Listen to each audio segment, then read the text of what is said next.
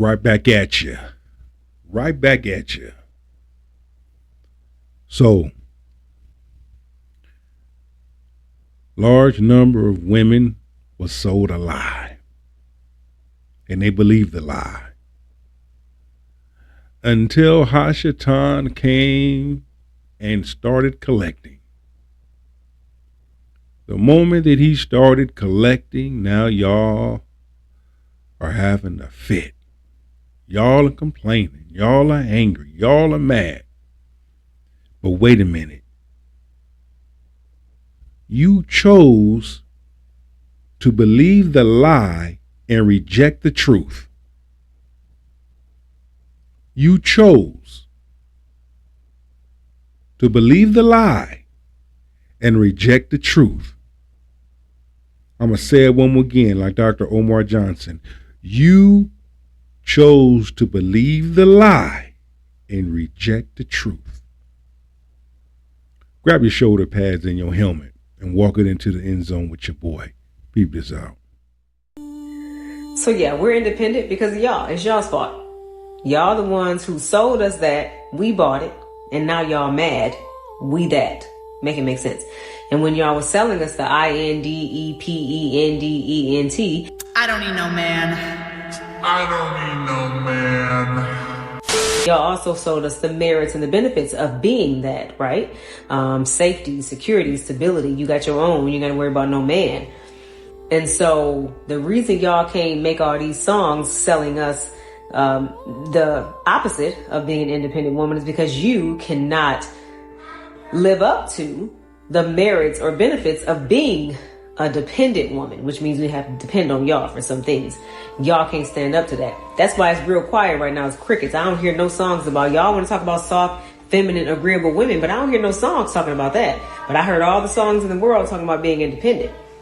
That's because that was cool. That let y'all off the hook. I said, I heard what the fuck you said. That was the lie that y'all was sold. You see? This whole sisterhood. That's why when y'all talk about that sisterhood, y'all ain't no damn true sisterhood. Because if y'all was a real sisterhood, y'all would be teaching a large number of these girls how to be wives. You see? Y'all would sit down and open up y'all ears, open up your minds to traditional women when traditional women try to share with y'all. Hey, if you want to have a healthy relationship, this is what you should do. This is how you should carry yourself, your own personal character. This is the integrity that you need to walk in. If you know you got some things within your childhood past that you need to deal with, go deal with that. And if you need counseling, you're never too old to receive counseling in order to help you be a better person. But nah, y'all modern feminists, y'all don't want that. Y'all turn y'all nose up at good women, especially those that cook for their husbands, those that do things for their household. Y'all shame them. But what about y'all? Y'all ain't got no damn body. Y'all lonely, y'all needy, y'all hungry, y'all thirsty. Always got your damn hand out begging. A grown-ass woman begging. And at the end of the day, what happens at nightfall? You got to use your fingers and your rose and your dildo. Because you can't call no real man. Because a real man don't want you. The man that you want, he don't want you. Because that man sees through you. And sees that you are a piece of shit. Nothing for nobody. But where are the songs about being a dependent woman, a soft, feminine woman? I know where they at. They ain't gonna be nowhere. Because we can't depend on y'all for nothing. It's not about winning. It's about you and your relationship to yourself. I don't need a mad warrior. Gazes into the mirror and wonders, how can I be just a tad more approachable? Prepare yourself to see bloody boogers on discarded septum rings and yeast-infected poster girl dresses in the streets. As these brave post-war survivors swarm local Home Depots and running clubs, seeking the exclusive single man like a prize at the end of a scavenger hunt. Let us not forget their previous crimes against the patriarchy. And shout out to my man Destro for this. He, amazing king, doing amazing things. Please go to his channel and subscribe whenever you can. Tell him Big Truck from the King's Table sent you. Man, love my man. But see, this is what we're seeing right here. This is exactly what we're seeing. And I love platforms like this where men can come together and spit the truth. Men don't have to know each other in order to speak the same language. But I guarantee you, the point gonna get driven home somehow, some way. Statistical data speak in our absence. For example, single women and mothers with children are the two fastest growing groups of people experiencing homelessness in the United States. In order for you to provide everything that your child deserves, you have to neglect your child because you bouncing from one job, two jobs, three jobs, school. There's not enough hours in the day for you to work 2-3 jobs, go to school, and provide everything that your child needs. First off, I'm gonna let her cook on this video, where you need to witness this epic crash out with minimal distraction. The tragic consequences of these delusions continue to ripple through, affecting not only their own lives, but the innocent children, whom we might call Coberlings, caught in the crossfire of their narcissism and misguided pride. The belief that they can thrive independently or work. And that's true. And we hear that. So I'm with Destro on this one. We're going to let her cook. But the point needs to be driven home. The delusion is real.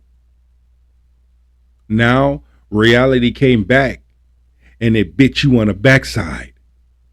Reality backed your ass up into a corner and bust you all up in your face. Raise a child without the guidance of a strong patriarch is in the eyes of your grace, Lord Destro, a comical farce, an act of hubris laid bare. Easy to fall into the demonic oppression of bitterness, hatred, unforgiveness, jealousy, wanting to unalive yourself, depression, anxiety.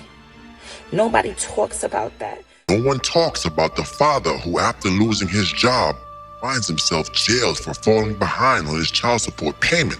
A cruel irony, isn't it? It's funny how the system works. After these women face the heartbreak of a failed relationship with their first love, Uncle Sam, the government, they often come running back to Jesus, seeking redemption for their sins, hot girl summers, and poor choices. The church becomes their sanctuary, but only after the states have used and discarded them, leaving them no other option for salvation. This poignant cycle, full of irony and quiet tragedy, is the future of many post-war survivors, and your grace commands you not to interfere with this natural process. Let's talk about how lonely it is. You have nobody to relate to you because the majority of your friends, they did things the right way, right? They went to school, they got their career, they doing what they got to do. What's that? You see? That's a choice that they made. They made a choice. So, to all you modern feminist women out there who think fat meat is always greasy, this is going to be you. Matter of fact, behind closed doors, when you're off the mic and you're off social media and you're not on everybody and their mama's podcast and you're not making your own TikTok video and YouTube video posting it and you at home,